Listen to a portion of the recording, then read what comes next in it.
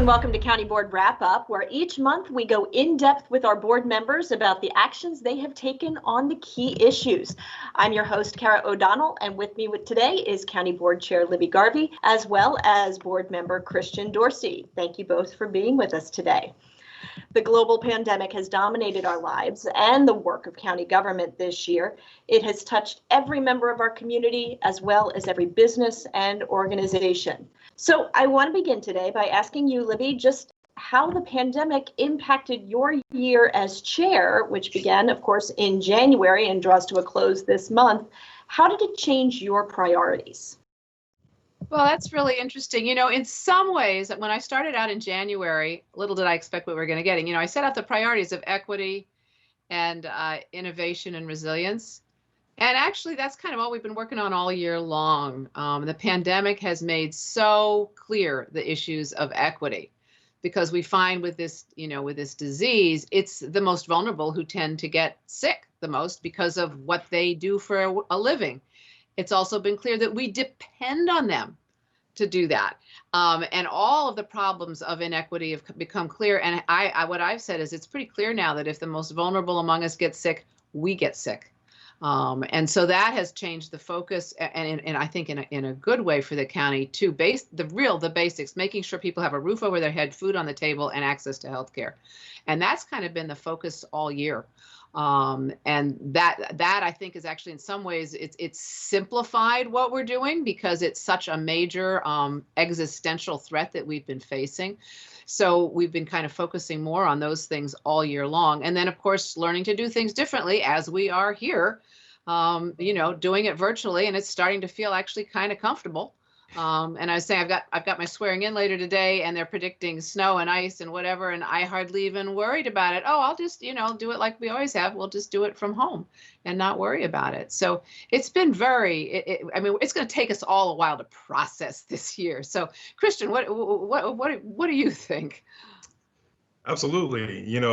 When I think of this year, being innovative and being resilient have been sort of the key hallmarks of Arlington. And we have had to do that with virtually everything, making sure that we can continue to do the work of providing government, but doing it differently so that we don't jeopardize our actual staff or the employees or the residents that they would regularly come into contact with, having to come up with new solutions to deal with the issues that are created by students not being actually in school and needing to learn at home, and supporting all of the families who are suffering from, previously unthought of crises, whether it be job loss or losing the ability to operate their small business, housing displacement, and of course, the health effects, people who have died or become ill and needing to make sure that their vital needs are being met. It's been a year that has required the best of us, and we haven't had a playbook of past experiences to really draw upon. It's required that innovation, and that resilience has also been manifest by the people of Arlington County, who have just endured so much, but have shown the best of themselves each step of the way. It's been great in a way for community building. True. I think there's some fraction. I think there's a lot of upset, and totally understandable, about the opening of schools or not opening schools. That's really a difficult one, which we're still working through, because it's so important to get those kids back in school. But we also have to be safe with our health. So. Exactly. Now, Christian, you mentioned it, that we're all this whole year, we've all been kind of in a building the plane as we're flying it mode, just kind of figuring it out as we go. How would you both say that the pandemic has really changed the workings of county government? Of course, right here is one example. And then do you believe some of those changes will be temporary, or would have some of them really worked and become permanent? Yeah, Kara, it's been amazing thinking about what you do and whether or not you can continue to deliver the outcomes, but in a totally different way than you've been accustomed to doing it. So, obviously, we've been able to transfer so much of our business to an online presence, which has worked reasonably well. But even when we've had to maintain that face-to-face or personalized contact that can't be accomplished online, we've had to restructure facilities and the way in which we give access to people in order to make sure that it's been safe. And that's been a process that has been, in some cases, it's produced great effects. We figured out how to do things better. So if you can ever have a crisis situation that allows you to actually deliver services in a better, more effective way, that's terrific. And I hope that those changes endure. I'm also just really grateful that some of the things that we had committed to doing in years past, such as putting our permitting system online. When we implemented those changes, it was a desire to sort of get with the 21st century and to be more efficient. And now we see, wow, this is essential. And hopefully, whether it be those kinds of practices or figuring out how we can maintain productivity when there are weather events or traffic events, employees now know that they can actually get things done from a remote setting. Hopefully those innovations stay with us, even when we are past the pandemic. Yeah, I think we're going to be doing, and the manager said actually way in the beginning, he said, I'm keeping a list. Because very soon on, I think one of the first things we discovered, I think it was with the virtual home inspections, the virtual inspections of, for plumbing or whatever, they found for the most part, our staff, they can do it virtually. And it makes a tremendous difference in all kinds of efficiency. In some ways, it sometimes works better. I mean, obviously, some inspections you're going to need to do in person, but a lot they can do virtually. And that I think is a keeper. And so there are things like that we're all, I think, keeping a list of what's going to work well. I find this way of meeting is pretty good. We miss the personal interaction and we need to do that. I think we're going to find ways to make sure that we do, because we're humans. We need to be, someday we're going to be able to hug again, right? Yes. And shake, and maybe not shake hands. We might be done with shaking hands, but we will be able to be together in person. And I think that sort of thing will stay. So we're going to find what worked well and what didn't. And there are a number of things where we've sort of been, let's do it. Let's get into the 21st century. Oh, it's so hard. It's so hard. And then when we had to do it, boom, done. Necessity is, right? So. Well, Libby, you mentioned kind of getting back together in person sometime soon at the December meeting. On that note, the board accepted $660,000 in state funding to help with COVID vaccine distribution right here in Arlington. It really, underscores the hope that we all feel that we'll be able to eventually vanquish this pandemic. Now, what is the county's plan for vaccine distribution as we get into 2021? Well, I would say the plan as we speak is changing in a way because we have to follow what the state and the federal government is doing and the vaccines that we get and where we get them. At this point, I think we're expecting 480,000 doses in the state.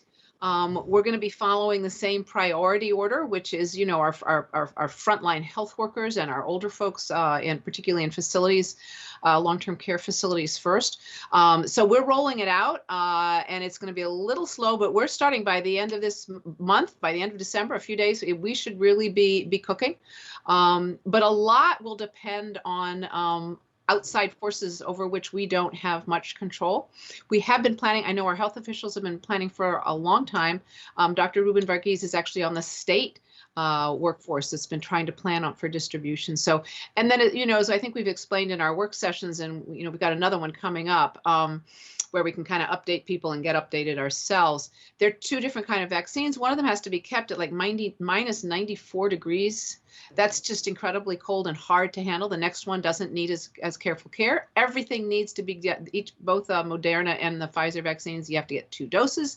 I think one is 21 days apart. The other is 28 days apart. You got to keep track of that. So there's a lot of organization to do. So I think we're starting out a little bit slowly to make sure we get it. But the whole point is to take it to scale as fast as we can. But it's going to be a number of months, and then I'll let Christian add what he'd want. But I think the message, which we maybe will give several times right now in this particular wrap up, we're not done yet. There is light at the end of the tunnel. but everybody's still got to, wash the hands. Yeah, that's always good. Wear that face mask if you're out. Stay distanced. Stay at home. We just have a little more of this to go. It'd be so sad for somebody to be the last person to get sick with COVID before the vaccine, right? So we really need to be working on that. So plans are constantly changing, which is why we've got stuff on the website for people to watch. But they should be able to get it from, their doctors and the pharmacies. There are going to be various distribution points once they get kind of worked out. Christian. Yeah, to some degree, we're all experiencing pandemic fatigue. And, in some cases, the approval, the emergency use authorization of the Pfizer vaccine, soon to be Moderna, perhaps sometime in the spring, we will have another vaccine option available. This gives us great hope. But as Libby said, it means that we have to redouble our efforts in the practical hygiene standards and the mask wearing and the physical distancing that have become a part of our norm for the better part of this year. We actually have to double down on that because this coincides with the easiest period for the virus to transmit, given that we're spending so much time indoors. And if we don't practice those other necessities of pandemic management, we are going to have situations that we've seen over the past month with rising caseloads, rising death counts, and these effects requiring greater degrees of restrictions on the part of state authorities. So we have to have everyone continuing to do their part, and then we'll have to hopefully have the availability of vaccine come in such a way where we can push it out to all of the necessary groups as quickly as possible. As Libby said, this information will change, if not daily, quite frequently. So we encourage everyone to follow our website with all of the latest information. And one thing I would also say is that when it is your turn and vaccine is available, be sure that you are planning to be in one place to receive both doses of the vaccine, if you are eligible for one that requires 2 steps, because it's going to be a lot easier to track and maintain if you go to the same service provider to get both of your doses. Yeah, I think we can't emphasize enough to everybody to be safe, and also we can't answer too many specifics now because the way things are changing. By the time this actually gets broadcast, information will have changed. So the basics are the same, and when you can get the vaccine, get it. I think you will see a lot of elected officials and other notable people getting public vaccines. I think probably people will never have seen so many people getting vaccinated because we really want everybody to get this vaccine and not be worried about it. Good thought there. So, well, moving on, while the pandemic has obviously been one of the county's top priorities throughout much of the year, the regular business of government has still continued, and we in fact had a very active December meeting. Of course, one item that's generated quite a bit of interest was a revamping of the Green Building Incentive Program, which means the county's raising the bar on what steps developers will need to take to achieve energy efficiency and sustainability in return for increased density on site plan projects. And Libby, we'll start with you. How does this incentive program work, and what are we talking about with some of these changes? So it's been in place since we started it in 1999. We were the first ones to kind of start it. And because we're in Virginia, we can't tell developers, you have to do this, you have to do this, you have to do this for energy efficiency and things. So we try to add in return for taking some actions that help preserve the planet and are more energy efficient. Then developers can get more density, more height. They can get other things that in exchange for that. So we try to make it, we try to have a carrot, if you will. There's kind of a carrot approach more than a stick because we're not allowed to use the sticks, if you will. Happily, I think most of the developers actually are on the same wavelength as we are, more and more interested in doing the biophilic design. That's sort of a new thing that's come in. Adding, bird safe glass is one of the things starting to make sure that buildings have that. And also have a LEED Gold is going to be a standard now. So we're doing a lot of things to kind of help preserve the environment, and then we provide, again, not a stick, we can't do that, but we provide an encouragement and a carrot. In the end, we had our environmental groups upset that we weren't doing enough. They wanted us to do, higher standards, more strict, faster. One of the things was, should the buildings all be prepared to go totally electric? How many electric charging stations for cars coming online? So the environmental community, and this is their job in a way, pushing us to do more. On the other side, you had the development community concerned that we were pushing too far and too fast. So, as I've often said, I've decided we kind of came down in exactly the right place. Neither side was totally happy, and that usually indicates to me that we've kind of gotten it right. But as we're going to get it through this pandemic, and I will not be surprised if in the future more and more of these kind of wrap-ups, the pandemic will be in the rearview mirror, but what we're going to be concerned about is climate change. Like that horrible storm we had a few years ago, and everything points to more and more really threatening storms that are going to just deluge us, that we're going to have to cope with. And some of the way to fight that is to work on energy efficiency and improving the environmental stability of our buildings. Is there any concern that the raising the bar here is will discourage developers from pursuing site plans and, lead them more for the by right developments? Is there any concern on that? Is that anything you've heard?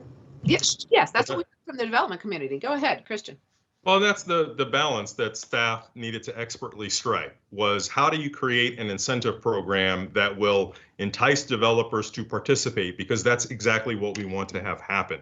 We want them to actually pursue this path, and staff had to go through and construct it in just the right way to ensure that it wasn't going to drive people towards a more by right path of development that doesn't provide any of these benefits. And I think staff struck the right balance. It's not just a matter of making sure you give a little and you compromise, but you actually look at hard numbers to figure out what's it going to cost a developer to comply, and whether the value of the density that they would be awarded is sufficient enough to have them take on those costs. And staff did that work very methodically and expertly, in my opinion.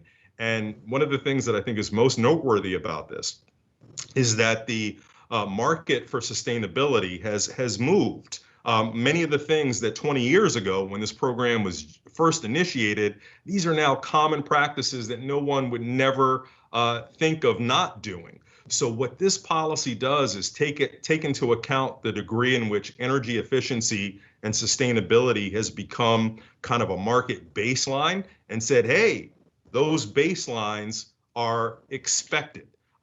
We are going to require more if you are going to get density. And the more that we require produces so many benefits for our community. It helps us advance toward our community energy plan. As we discussed that ambitious plan last year, one of the things that you'll note is most of our greenhouse gas emissions come from buildings. And so we're looking at new buildings, things that are going to be here for 50, 60 years, not only not contributing to enhanced greenhouse gas emissions, but leading us towards that carbon-free future.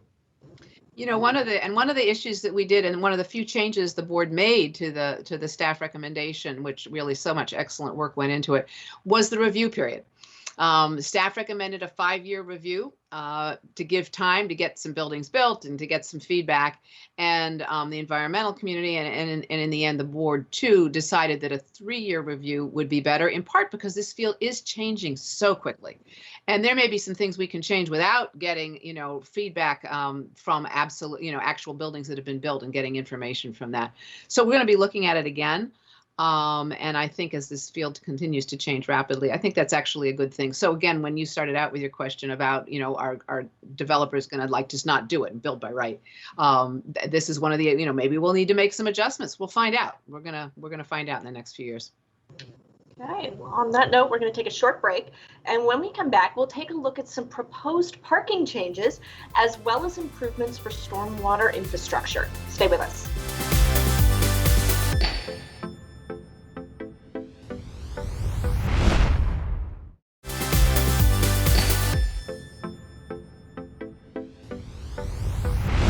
Welcome back to County Board Wrap Up, our monthly chat with the board members. I'm your host, Kara O'Donnell, and joining me today is Board Chair Libby Garvey and Board Member Christian Dorsey.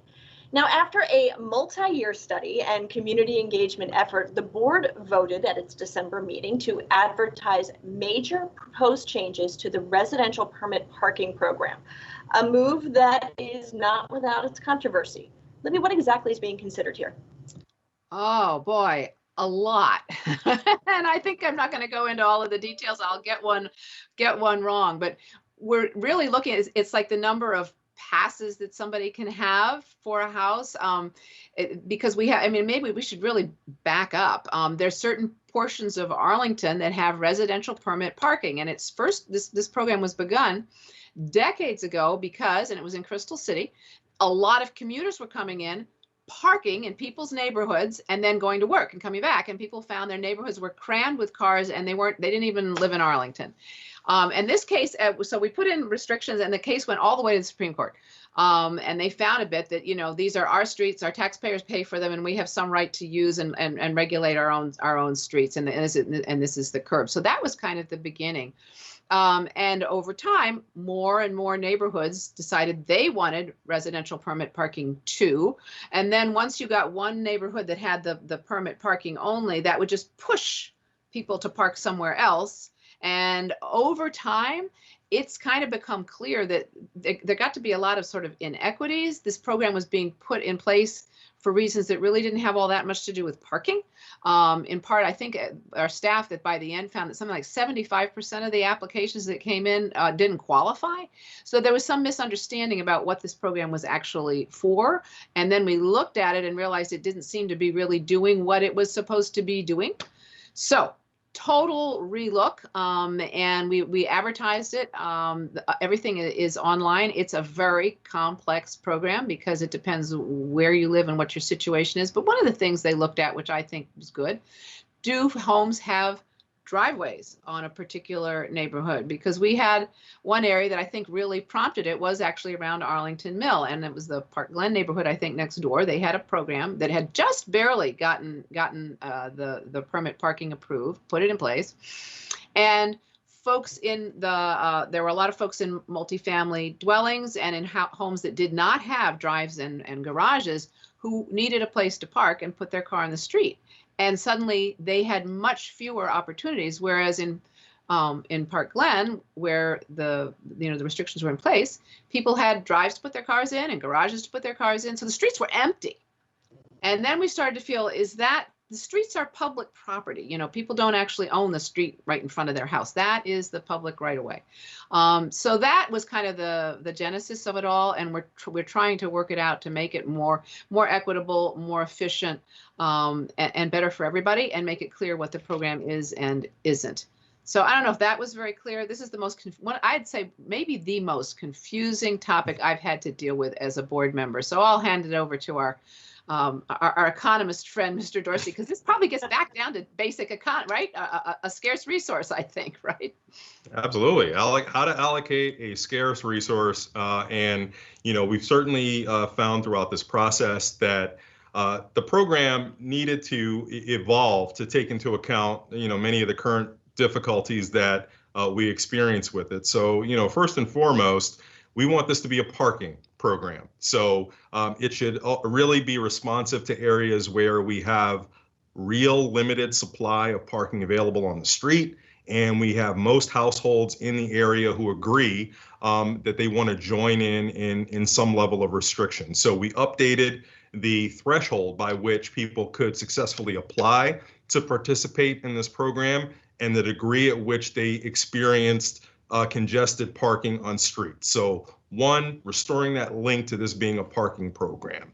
And then, you know, certainly this is something that we don't do on every street. We shouldn't do on every street. So, you know, as a function of county government, we didn't want the general population that didn't have RPP restrictions paying for those who do. So it increased the fees in order to make this a non-taxpayer supported program. And as a result of raising those fees to deal with this resource, we also provided for the ability for lower income households in these areas to receive a break, a discount on participating in the RPP. There are lots of different little nuanced changes, but all of them are designed to make the program more equitable, more efficient, and to make sure that when we go to this step of limiting parking that's available for visitors and guests and anyone else, that we do so with really good reason. And part of the changes also provided the ability for visitors and guests to have a little bit more access to these streets, provided that they pay. So they would pay the meter rates, although there wouldn't be meters installed, to get access to areas for a very limited time where RPP restrictions are in effect. Interesting. Now, this was put up as a request to advertise for January, come up at the January meeting. February, actually. Oh, okay. February. Yeah, we gave a little more time because this is so complex. This one is pretty complicated, and of course, folks can find out more information online on the ins and outs of all the details of this proposal. But if it is approved, how soon would these new restrictions then go into effect, and can neighborhoods still get in on this, so to speak? Got it. Well, the short answer is that depends. So with our February timeline, there is the possibility that the RPP program year, which begins, in April with notification and communication with communities to take effect in July, is a possibility that timeline could be met, but depending on what changes we actually implement, it may require that staff need to take more time before successfully implementing, in which case it would apply for the next RPP program year, which would begin next April 2022. And the other part of your question, Kara, I'm sorry, I just totally forgot. For neighborhoods who may be interested in some in their area. That's a really important point. We have 24 of these restricted zones already. Those are effectively are grandfathered in. It's not like this program undoes what they have in place, but all new applications for the program would be required to adhere to the new policy objectives whenever they are implemented, either 2021 or 2022. Yeah, and I will just say two of the more contentious issues. One was, as Christian pointed out, we're looking at opening up these streets. So you can go down a street and nobody's parked there. The street's wide open, and yet you're not allowed to park, and that can be frustrating. So allowing 2-hour parking, but you got to pay. Then the question is, who's enforcing that? Who's going to make sure that's good? Because we're not using meters. So that's one of the issues that we're talking about, and has a lot of concern is the whole enforcement. The other issue is we lowered the number of permits that you get. Like if you live there, that you can have a permit to park your car on the street where you live, and so that is another one that is changing as well. So, but I think those are the two that people maybe discuss the most, because they're maybe the easiest to understand. Yeah, there is definitely a lot to sift through on this one.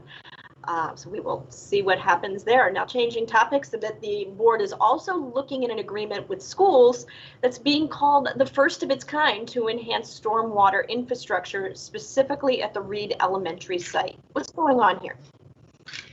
It's amazing. Shall I take it? I love this one. So, you left my least favorite. You're going to my favorite one. See, it all balances out. It all balances out. So the schools are building Reed School already, and we had looked at putting a water retention, think huge cistern under the ground to catch rainwater. That particular area in Westover was so hard hit by the floods in 2019.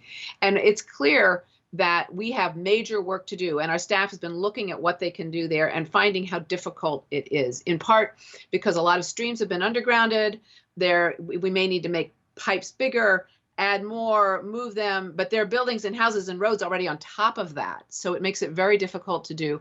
And what we realized was with schools doing this construction already, and we had looked at putting a small a water catchment area underneath one of the fields, we realized we could make this really big and catch a lot of water.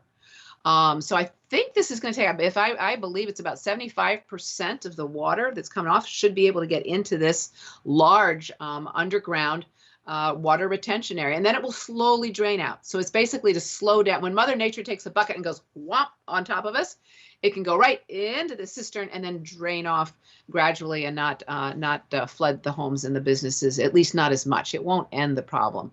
But it was just really cool the way it worked out. I think pretty much everybody's happy about it, and it will save money and effort in the end to have to do lots of little efforts along this way. It'll save some trees that we don't have to take down, and it should make it a lot better for these big storms coming. So that was my favorite one, so I took it, Christian. What was you? No, that's totally it. I mean, it's a great story. I mean, it's so rare that we get the ability to implement a solution that actually solves a real concrete problem. This is not speculative. This is one that we've dealt with. And, 75–80% of the 10-year storm's output is going to be able to be accommodated in this watershed with this solution. And this eliminates the need to find other solutions, as Libby mentioned, which would add up to being much costlier and certainly with no certainty that we could actually do them. So we've got a sure solution to a significant problem that's manifested itself in the Torreyson Run watershed. It is a great example of collaboration with county government and schools, utilizing a joint facility, not for an above ground building that people use, but for underground infrastructure that everybody needs. So I share your enthusiasm, Madam Chair. It's a good way to start getting into the next year, which is going to be a better one, right? Well, and on that note, what else, Christian, you mentioned other solutions. What else is the county doing or planning to do to increase that flood resiliency throughout Arlington? Well, just in November, Arlington voters approved $50+ million for a stormwater bond, which is going to allow us to implement what has been a very thoughtfully designed staff approach. They call it the blended approach to dealing with stormwater management. And it allows for us to do large scale projects such as this, smaller scale projects to increase the capacity of pipes to handle stormwater overflow, to find solutions to watershed issues so that huge flooding can be mitigated as it impacts people's residences and homes. But also as part of this effort, it's using these investments to then better inform people about the changes that they need to make their own properties more flood resilient. So instead of imagine the situation that we had last July 8th, where we had an unprecedented event that had an unprecedented impact on people and very few folks understanding, well, what can we do in the future to not see this disastrous result? Well, now we're pursuing a plan and voters have improved the resources so that we can do what government can do and then help inform other people of what they can do to deal with the 10-year storms and the 100-year storms or the catastrophic events that unfortunately we have to prepare for as we confront climate change. Yeah, and I think mitigation is the key word, and really there's a lot of public education there. There's no way that we're going to prevent 100% of flooding ever, but there are a lot of things, we can do our part, and then residents and businesses need to do their part as well. And working as a team, we should be able to prevent the worst of the flooding, no matter what Mother Nature sends us. And at some points, it was really risking, life. There's life safety issues. So I'm really pleased we're doing this. Right, well, we are going to take one more short break, and when we come back, we will wrap up 2020 with a look at everything from the renaming of a county park to a look ahead for the new year. We'll be right back.